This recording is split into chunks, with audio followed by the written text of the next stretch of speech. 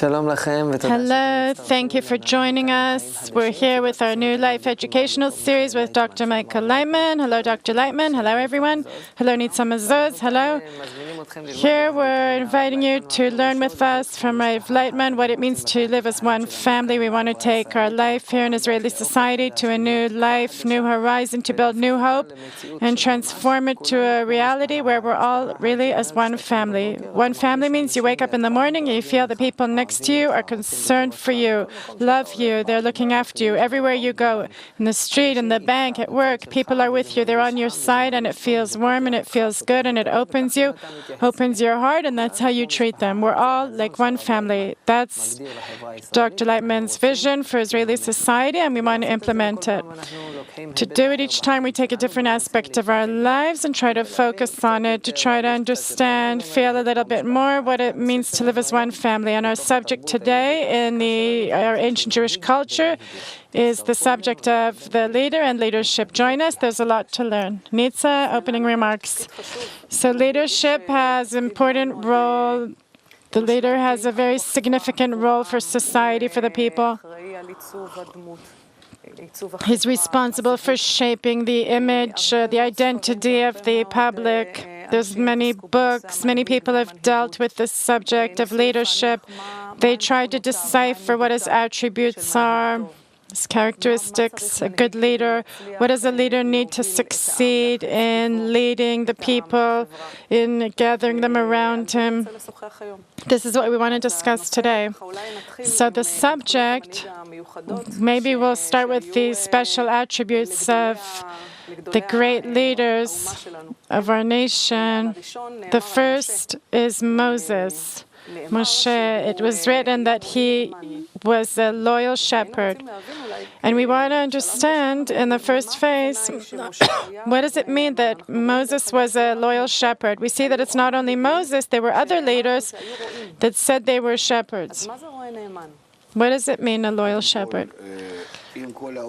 First of all, if the entire nation at its foundation is a group of people that left Babylon, like we said,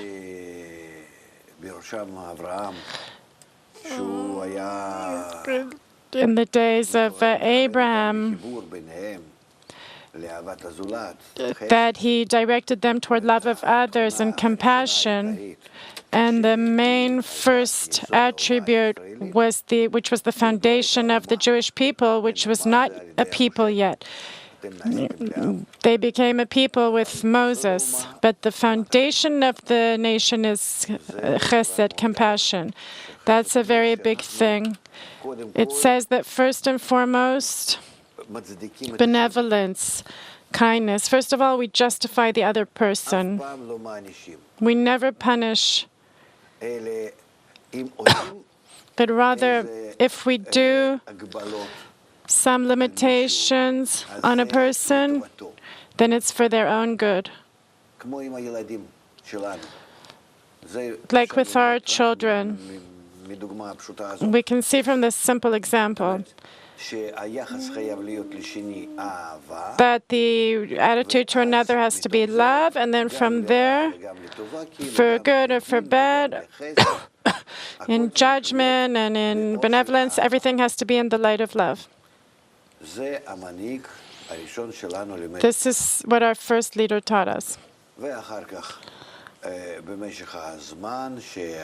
And then throughout time, this group got bigger. During the times of Isaac and Jacob, all these laws of Abraham were solidifying, and they got all kinds of faces to here and faces to there, because there were generations, parents and children and grandchildren, and the people became one big family.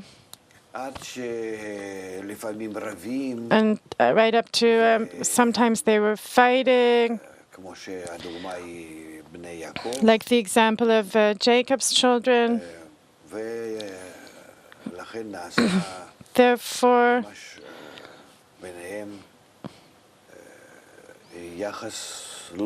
there wasn't a simple attitude between them, relations. because it's like darkness came down on the relations between everyone, and that's called galut, out of Egypt, the exile from Egypt, which is not the exile, the geographic exile, but it's the relations between them, that they would always get the learning from their leaders how to connect more and more between them above the growing ego. This is what we learned. We spoke of it here in our discussions, that a person's ego is always growing, and of the nations and all of humanity, always from generation to generation. So the next generation, on the one hand, is more developed, and on the other hand, it's more egoistic. It wants more. Therefore, it develops itself, its environment, etc. And then it turns out that there was a very unpleasant period, we could put it like that, where they became distant from one another to a certain extent. They didn't feel so bad about it until they understood that it's not possible. They have to work on their connection. Instead of love, they almost lost the love between them. And it's all called exile from Egypt, to such an extent that they really became distant from each other.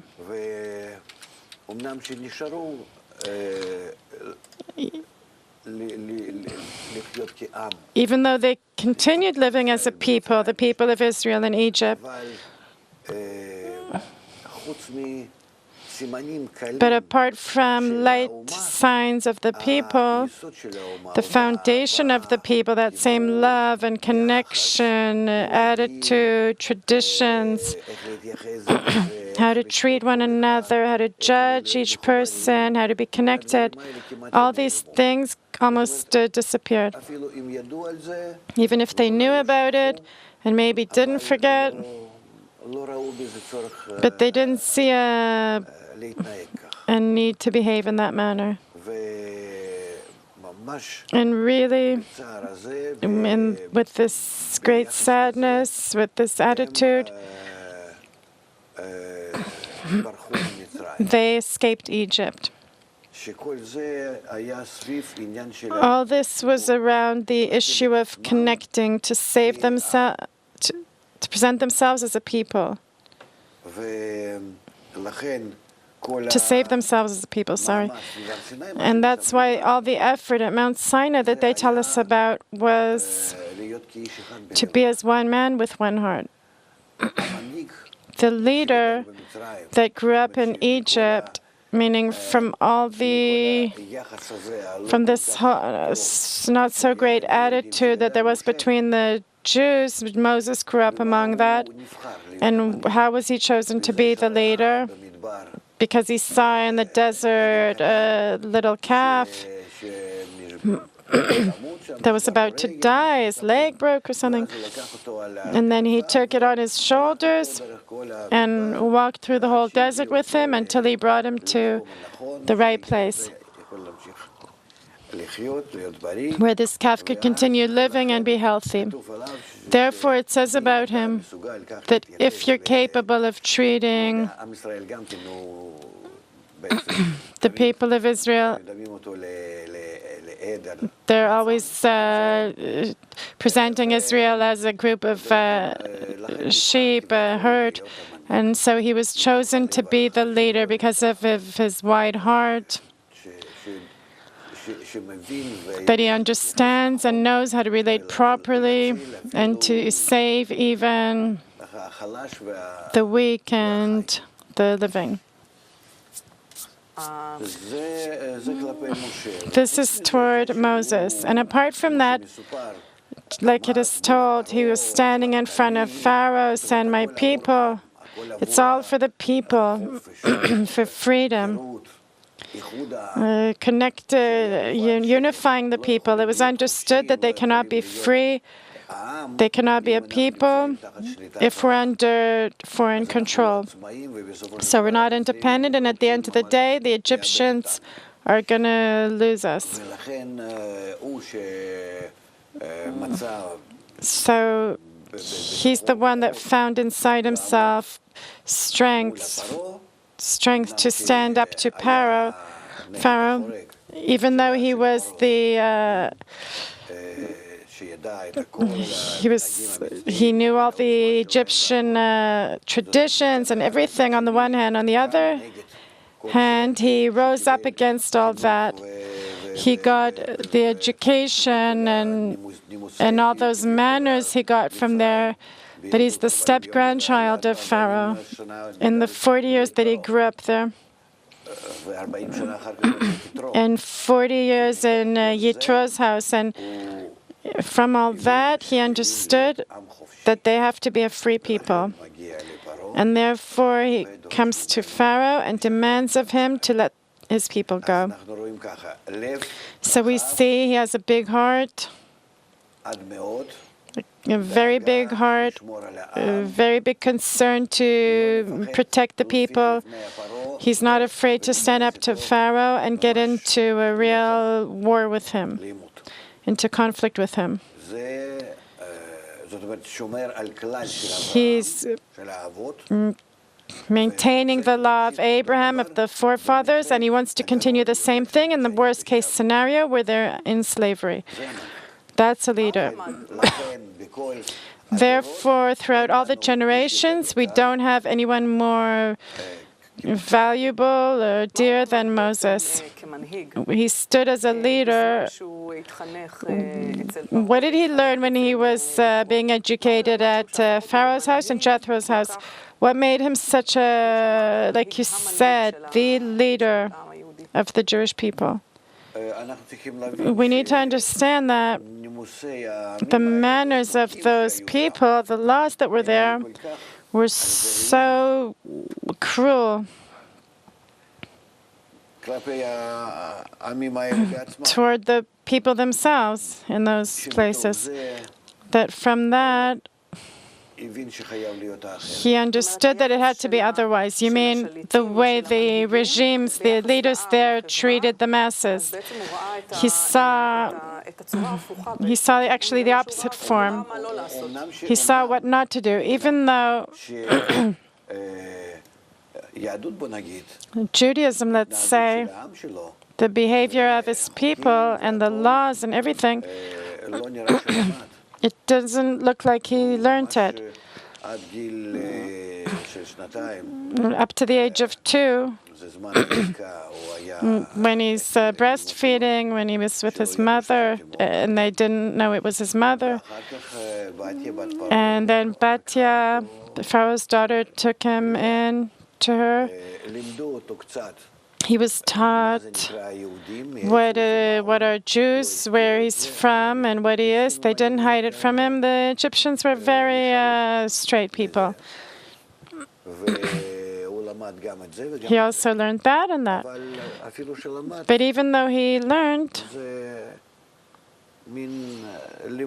it was studying without the people, without being in the nation on the one hand, and on the other hand, he still had to compare between this and that, between what's in Judaism and what's in the whole Egyptian education. And then afterwards, what he learned with Jethro was something else altogether. He taught him how to apparently compare these two approaches together. Because like when Jethro came to him and said to him,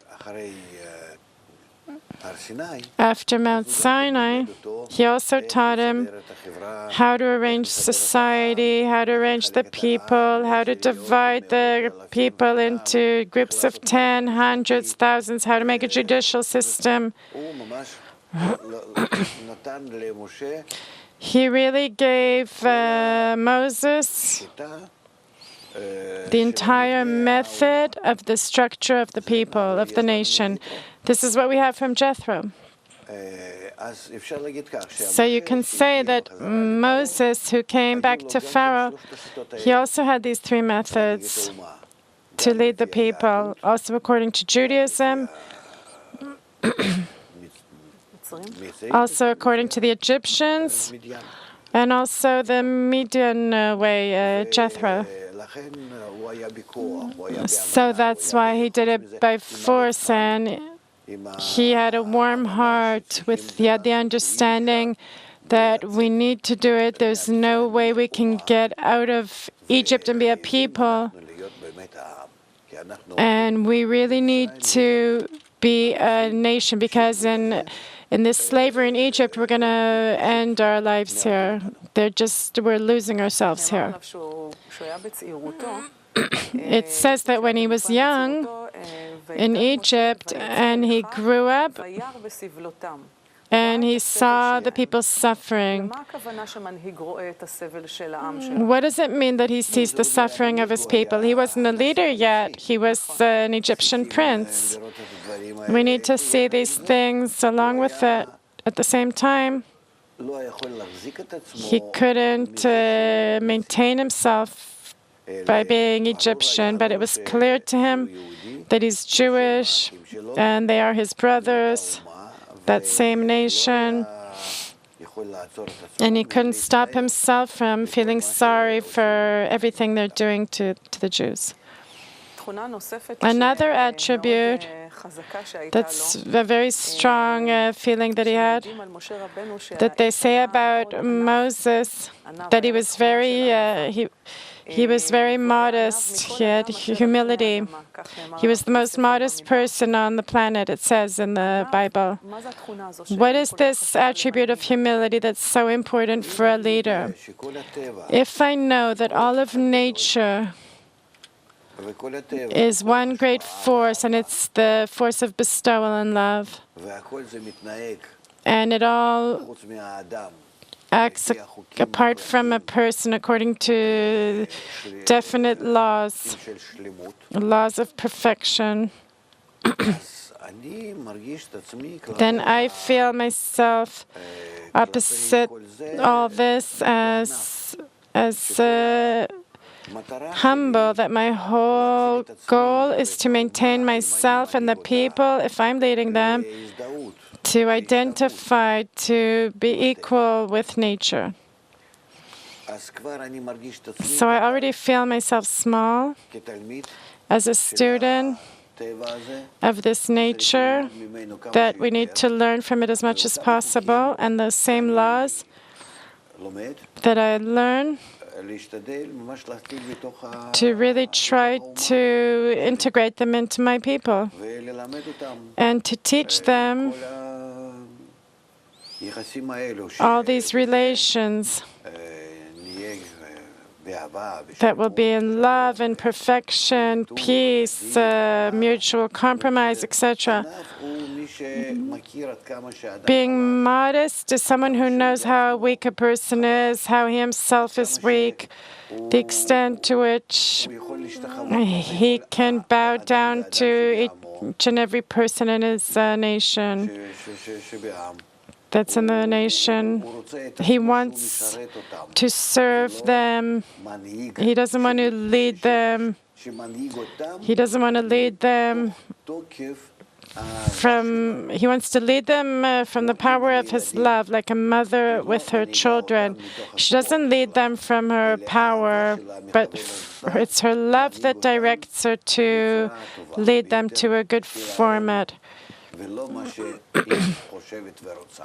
Not towards what she wants, but towards what will be good for them. It also the element of educate a child to his understanding, that he understands each person's soul, and that his education has to be different between each and every person. The attitude of each and every person is different. So humility, modesty means he has this natural attribute that he's considerate of each and every person out of love, and only in what's good for each person. On the one hand, that's toward the people, and on the other hand, he understands that the entire nation has to identify with nature, that we won't be like some cancerous growth in nature eating it, but rather that we'll be in balance with our entire environment. And then the environment of people and the ecology, all these things will truly be very important to us. This is a great education that a person has to receive, because a person is evil by inclination, has a natural evil inclination. So we need to educate the people. We need to arrange all this education. This is what a leader has to look after. What is his goal? What is the leader's goal? His goal is to peace of the person, the family, the tribes, right up to peace of the entire world. Did you want to ask something? Yes, I wanted to ask. It's not just inside the nation, it's also with the neighbors. We can see from our history, also with Moses, to what extent he would always look after everyone. It appears that this attribute that a leader needs, humility, it's in opposition to the attribute of leadership itself. A leader, at the head of the camp, there's a leader. It's not like the Gentiles explain with a sword. And I'm saying someone that gives the direction, someone at the head of the camp says, "Come after me. I know the direction. I know which way to go. I'm the leader. Follow me. I know what's good for you. What's best for you. Only love for you. Only my concern is toward you. My only concern is toward you. It is them that lead me, and I lead you." That's what the leader says. And what does it have to do with humility? Because it seems to be conflicting. The leadership is someone who stands at the top. There's something, he's at the peak of the top of the pyramid. And humility, if I draw it, when you say leadership, I see the head of the pyramid, and when you say the most modest person on the planet, I see a picture of the lowest thing. How can you explain this conflict? It's like the two opposite extremes. Again, the example of the mother, this contradiction, how a mother gets down to the child's level and sees what each one needs, and at the same time she's full of power and leads them to good things, each and every one of them, in their spirit. Educate a child in his way. You have to do it in his way, but you have to educate. This is where the heroship comes from. What does it mean, a leader that's humble? He hears each person's soul. He sees, he feels them.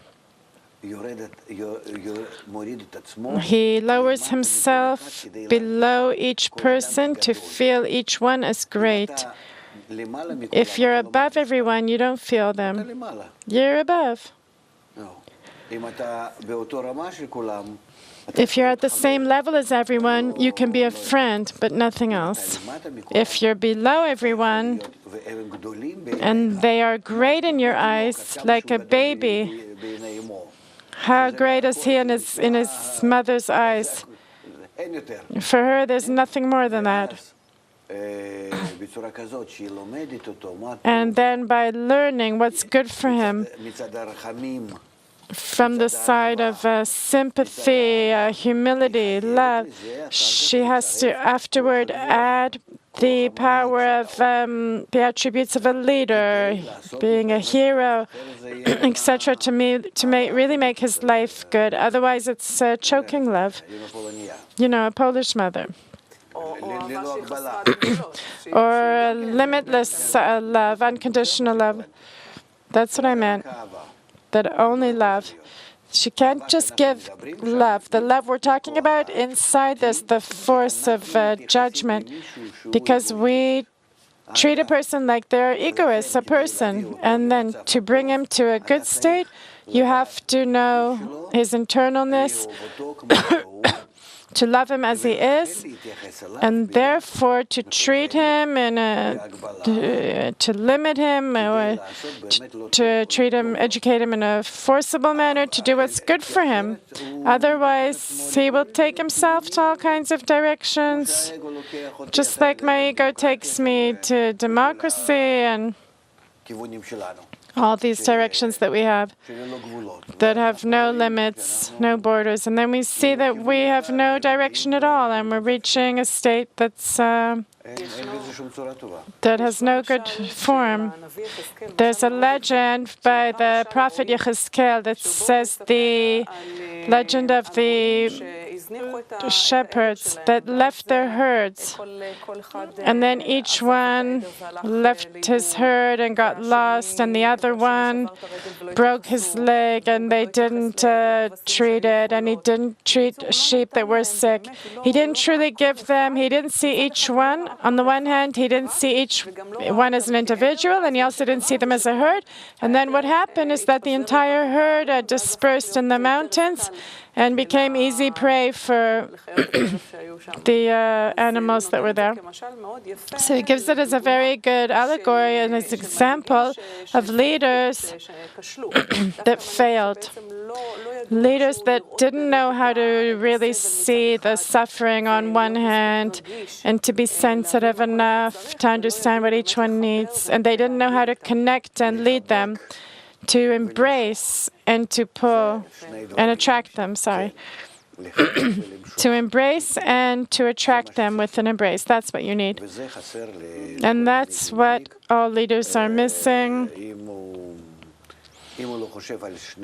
If they're not thinking about these two things, they need to have sympathy and judgment. It needs to be in balance. And the heroic and love, two sides. You're giving a picture gradually that suddenly we have a very interesting picture. On the one hand, the leader understands the laws of life, the laws of nature, you called it, the laws of life, how we need to live.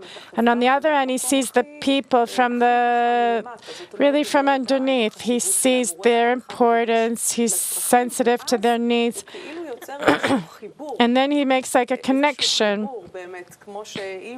Like a mother understands life. She understands that how you need to educate a child so that he'll be able to live in love and happiness in this world.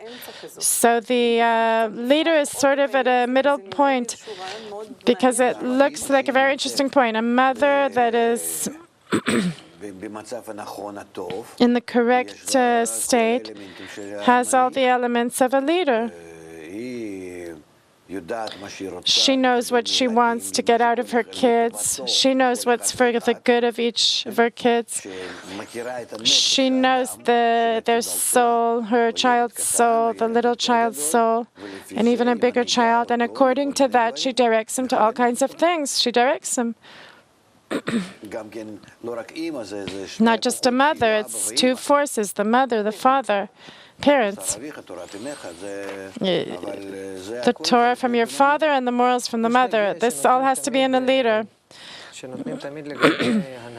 There's something they always say about leadership, that the leader has to be careful that the fact that he's a leader won't make him feel that he's above everyone, that he's more than others, that it won't become like a goal in itself to be at the peak, to be...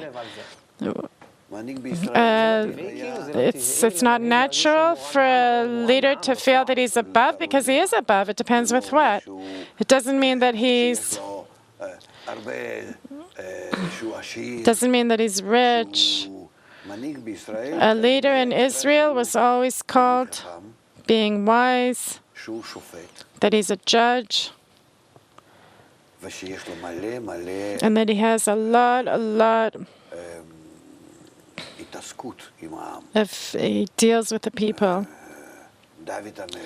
King David, King Solomon, all the leaders or prophets, they all used to sit and discuss all kinds of problems and issues. They were judges.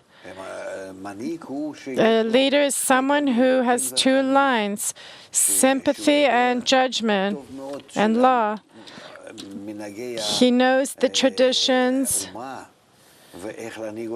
He knows the traditions of the people and how to lead them according to the principles that Abraham, their forefather, defined. They had to acquire these two attributes, otherwise leadership can be passed down from father to son. No, they would always select the leaders. There were always lots of laws about this. There wasn't dynasties like in Egypt there or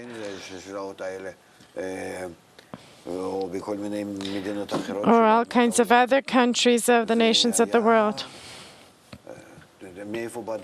Where did David come from? He was a shepherd. Where? How can a nation say that? And how? Not as a hero that he went and attacked someone and killed someone. Killed a few thousand people. So in what? Yes. Just the fact that he had the correct attributes. Great. So say a person has the correct attributes and he's supposed to be the leader of Israel. They come and say to him, listen, even though you have the correct attributes and you have the sensitivity to attract people and everything, and you have everything you need, pay attention that it won't bring you to pride, that you won't feel that you're bigger than them. How can you command someone who is truly greater than everyone? Otherwise, he wouldn't be a leader. How can you command him? Pay attention not to become pride, that you won't fall into this trap that you'll feel that you're bigger, but you are greater. You have to be connected to the people and look after the unity of the people. Love thy neighbor as thyself. Love thy neighbor as thyself obligates everyone to serve everyone else. Everyone becomes a leader in that. So the more that you are standing, the higher you are. At the same time, you have to be lower. You have to be serving people more. You have an opportunity to serve more people, let's say. Yes, that's a leader. Serving toward their good direction, that you know that you're not alone. You have Sanhedrin, you have the Knesset, the assembly. You have all these systems. You have the wise people, the elderly. There's people that you can consult with, prophets at those times, etc., etc. You rest on, apart from your great heart and that you're a hero and like a mother and father, that they have to hold the child, that his nature is stubborn, and they have to bring him in the correct manner in each and every generation. From generation to generation, the ego grows more and more, and they have to give him this additional education and also love and also limit him. How does he check himself? Let's look at him, how he feels. Up till now, we spoke of how he relates to the people. They say to him, pay attention not to lift your heart above others. How does he check himself? He looks in the mirror that his heart is pure and that he's not becoming too proud. Because the whole people and the whole governance of the people, it's not just him, it's priests, it's prophets. They're all actually dealing with education of the people. How does he check his heart that he's not becoming proud? Because he's around them. He's not alone. There's a king in some country That's alone. Whatever he says, everyone accepts it, and that's it. But pride is a feeling. It's an emotional thing that in your heart you'll feel you're bigger than them. You always need to hold that place of humbleness, not the system and what maintains them and everything. The acts that he defines in the people, how they need to connect. To the extent that he leads them toward unity, toward connecting, to the extent that he's concerned and that's his main goal. Does this mean that he's not proud? Yes, because the connection makes everyone equal. It's impossible that he will be concerned for the connection and not feel himself equal to everyone and even less than them. That's the attribute of concern, of love, the attitude, the concern for connection. That covers everything. Today, it's accepted that leaders, successful leaders, if we look at them, they're very charismatic, they have the ability to speak, they're very impressive, they're the greatest liars. That's true. I say that because compared to Moses, that he say that he was hard for him to talk, he was tongue-tied. What's charisma? What is this true charisma that a leader needs?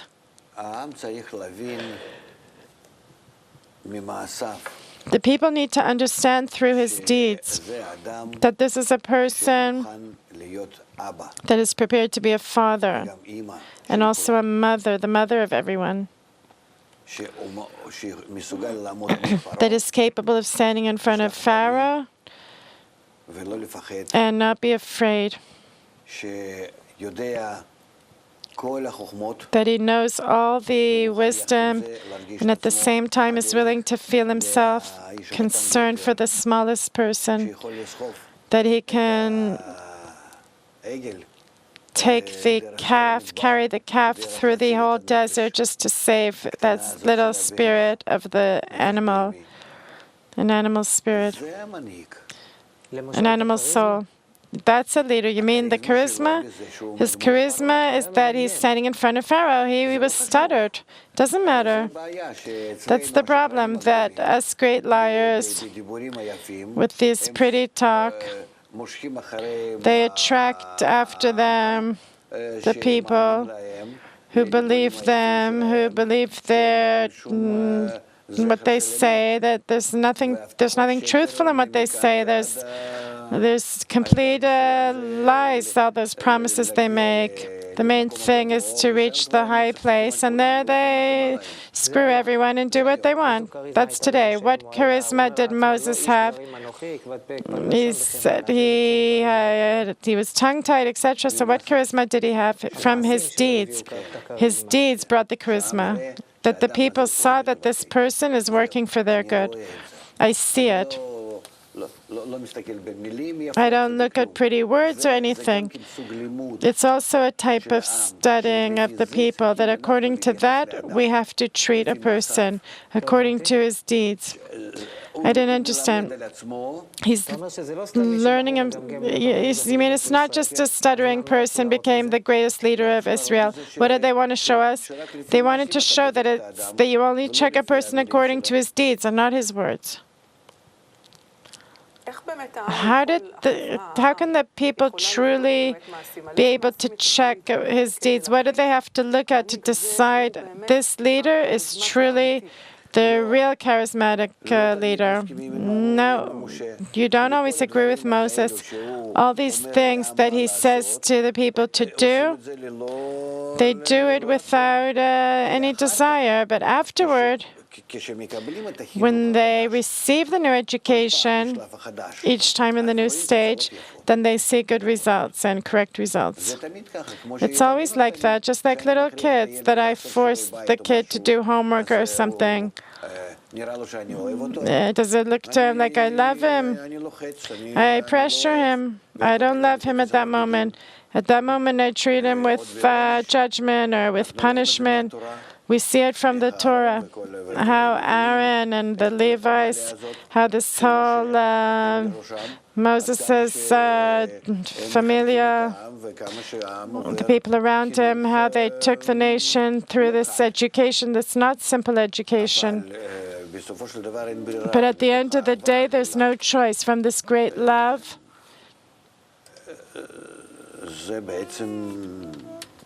Moses' entourage, from this great love, this is what we have to do.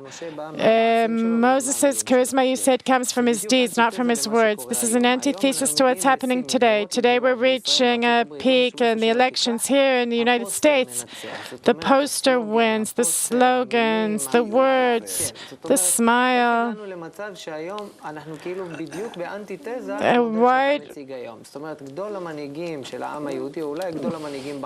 Maybe even the greatest leaders in history. It's anti-words, it's anti-expressions, and he got his charisma from his deeds. And today we have the exact opposite. That's why it means we're in exile.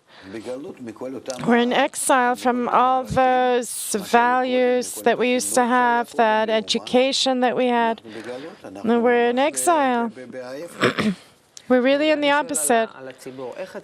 I'm asking, how does the public buy words? Why are we buying these words? Because that's how the people were educated. We need to educate the people to get different words, to see, we're going to be special as one man with one heart. There will be one nation as one, in mutual love, mutual support.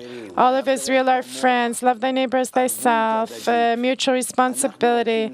We're heading towards that. To reach that, we need to, each of us, limit ourselves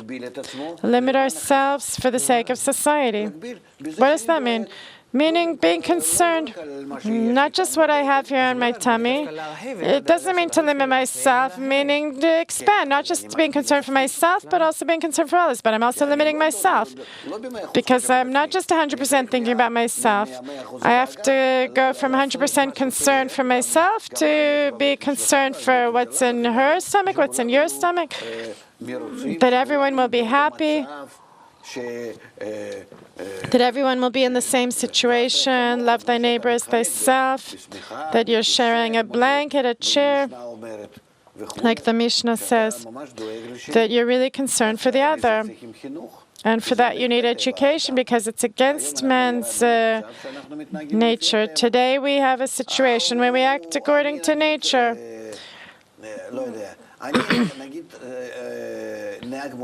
I'm, say, a taxi driver. Somebody comes, Moses comes the new leader and says,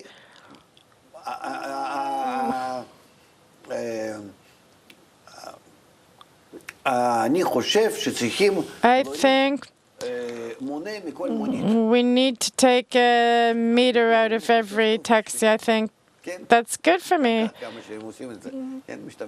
They don't really use it anyhow. So in that, he's buying the taxi drivers. Yes. That's a leader, because he's going not what's good for the people. He's going in a manner to see who will elect him so that he'll get into power. He wants to be the leader. Not according to his character, he's a leader, or according to his inner forces, he's a leader, or according to his great concern for people, but rather he has charisma and he wants to be great. And what are you great? The fact that he knows how to turn people's heads. What's great about the leaders is that after they become leaders, they try to get out of things. Moses says, they won't believe me, and Saul, and why are they trying to get out of it? What's good about it? If you begin, on the one hand, you want to get out of it because on a personal level, there's nothing better than if you're like everyone else. in the people where everyone's concerned for mutual love, mutual connection. To be like everyone doesn't mean being simple. It doesn't mean that you don't really have something. It's called being respected, loved. You love people. You work on these attributes. Everyone's working toward you. You're working on it toward others. This is actually doesn't sound bad. Being a leader, it doesn't mean that you're afraid of work, but here you're truly concerned. You have a conscious. Am I always, I'm checking myself, but am I truly always the correct, most correct person in this role of the leader of my people? He's always eating himself up.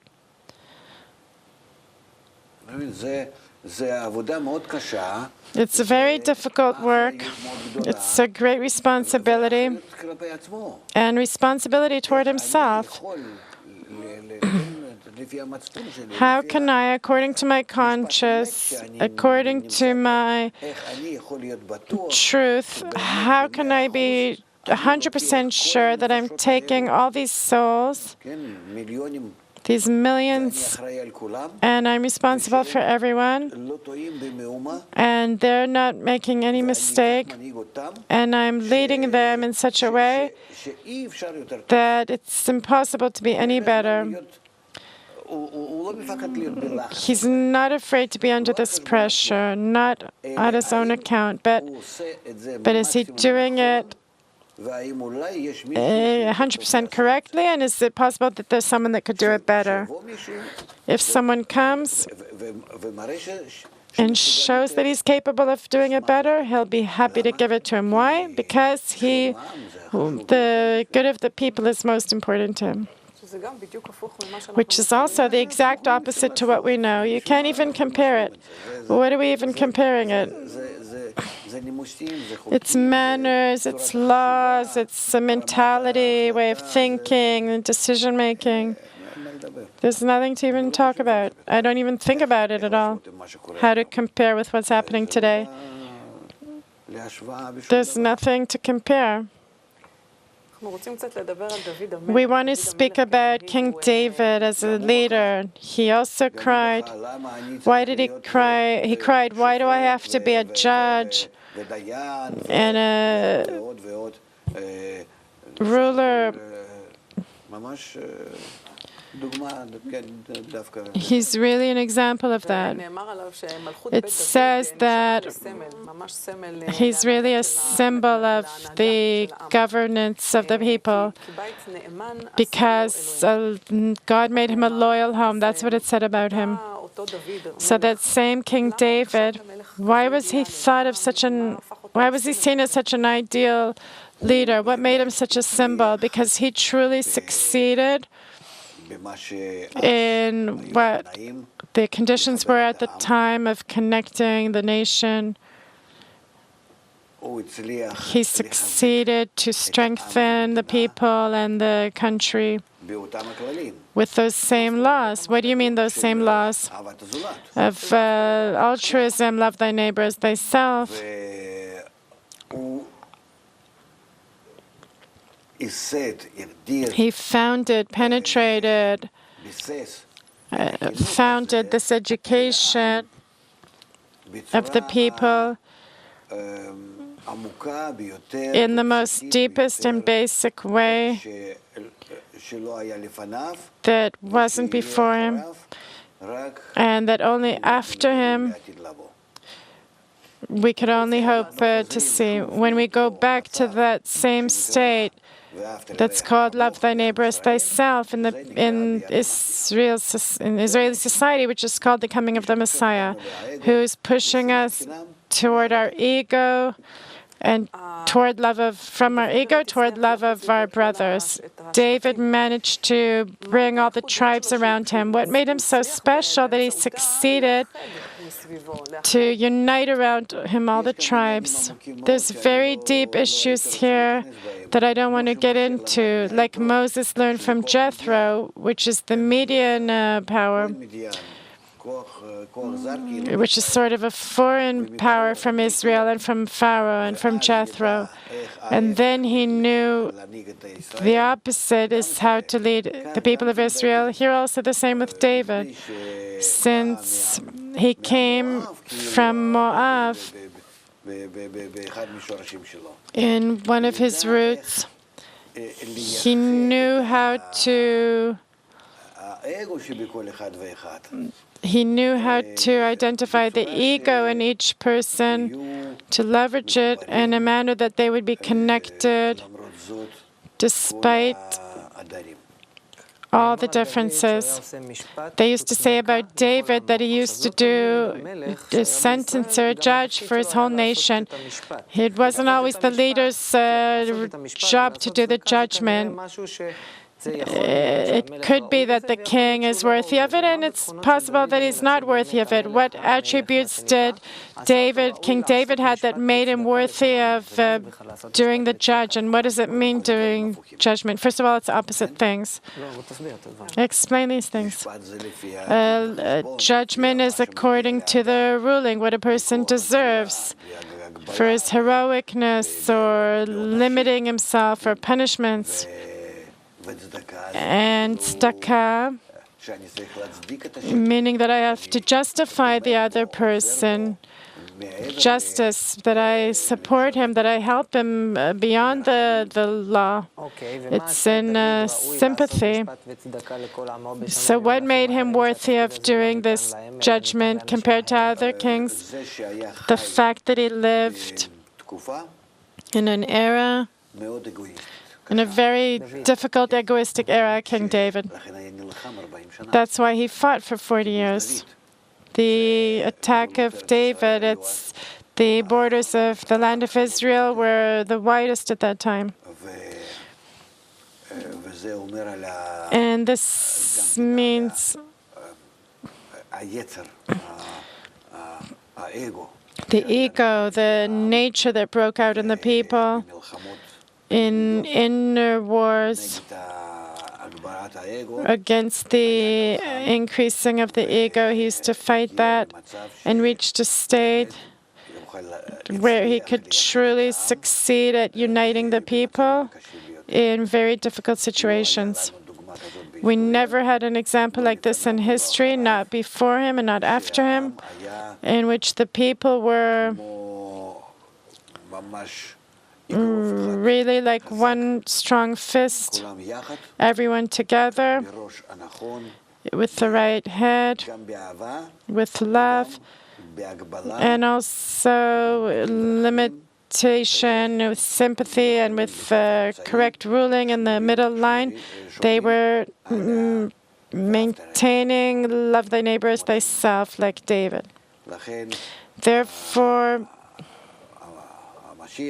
the Messiah, meaning our correction, that we're anticipating so much that it will all again reach that connection as one man with one heart. All of Israel are friends, brothers, a mutual responsibility. It will come also from that same place, from that same attitude, which is called the Messiah, the son of David. The King Solomon, his main attribute was wisdom. They said he was the smartest person. They gave him a lot of wisdom and a great heart. What's the significance of this wisdom that he had, King Solomon? There's leadership that comes from sympathy, and there's leadership that comes from judgment, but they both come from love.